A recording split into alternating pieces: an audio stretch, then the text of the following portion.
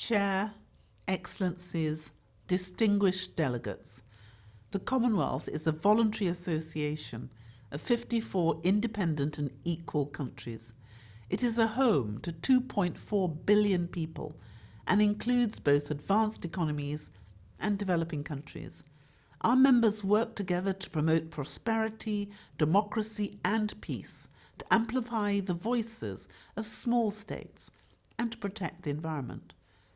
The Commonwealth has a long and proud history of advocating for transformative change for gender equality, and we continue to push for this as we work towards the Sustainable Development Goals and the 2030 Agenda for Sustainable Development.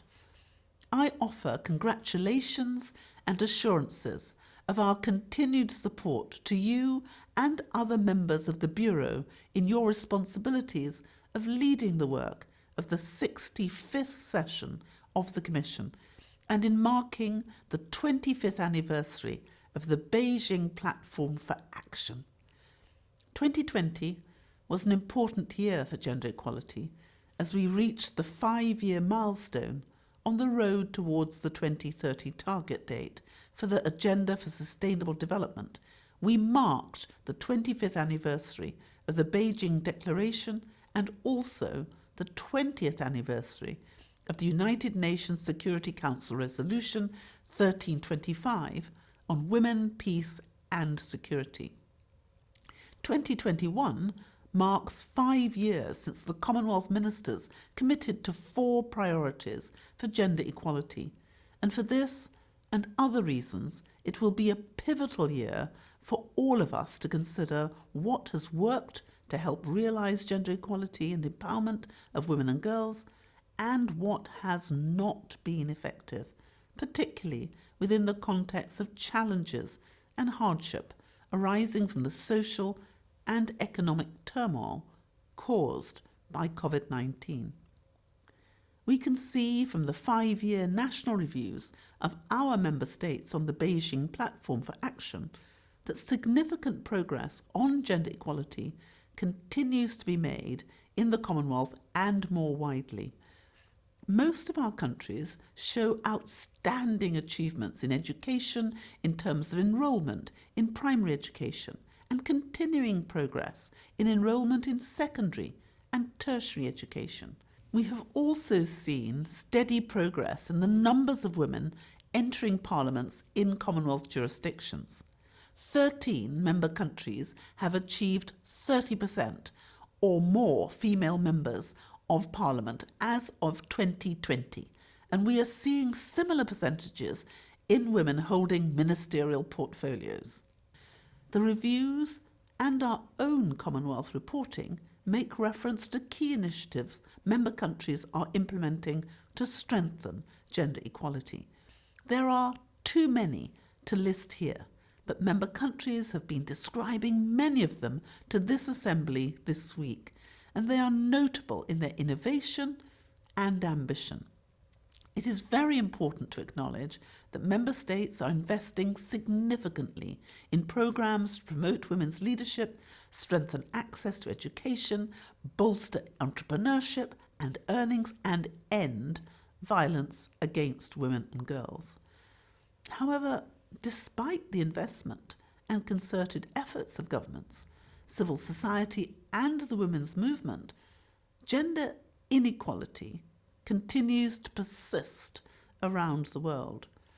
Member countries have identified many of the most pressing challenges that remain in spite of 25 years of coordinated efforts under the Beijing Platform for Action. Priorities identified by countries include the need for equality and non-discrimination under the law and access to justice. Gender mainstreaming needs to be effectively embedded in all facets of public policy and decision-making, and critically into budgeting processes. We need to commit to strengthening national systems for gender statistics so that we can track progress more accurately and use this data to better target our investments into gender equality. More broadly, we need to transform negative social norms and gender stereotypes which hold women and girls back in their social and economic development. Member countries have identified their key priorities for the next 5 years, and the Commonwealth Secretariat stands ready to support these. Commonwealth heads of government will be meeting in Rwanda in June, and gender inequality and the need for concerted action to address it is firmly on the agenda.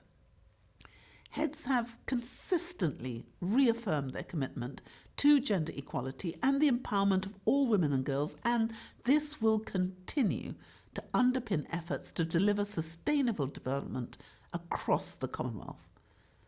The meeting of Commonwealth heads of government follows the meeting of the Commonwealth Women's or Gender Affairs Ministers in September 2019 in Nairobi. At this meeting, ministers agreed to submit a draft declaration on gender equality and the empowerment of women 2020-2030 to heads for their consideration in Rwanda.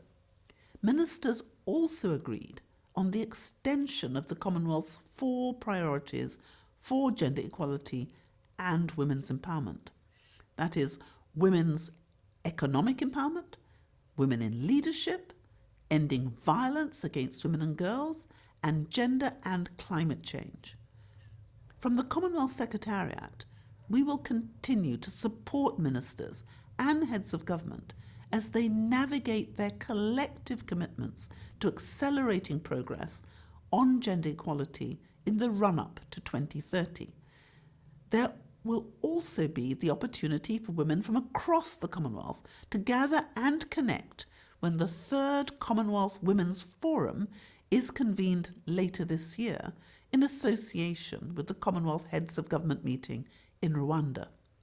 More than 300 participants from governments, civil society, non-profits, women's rights organisations and human rights groups from 54 Commonwealth member countries and the rest of the world are expected to converge in Kigali.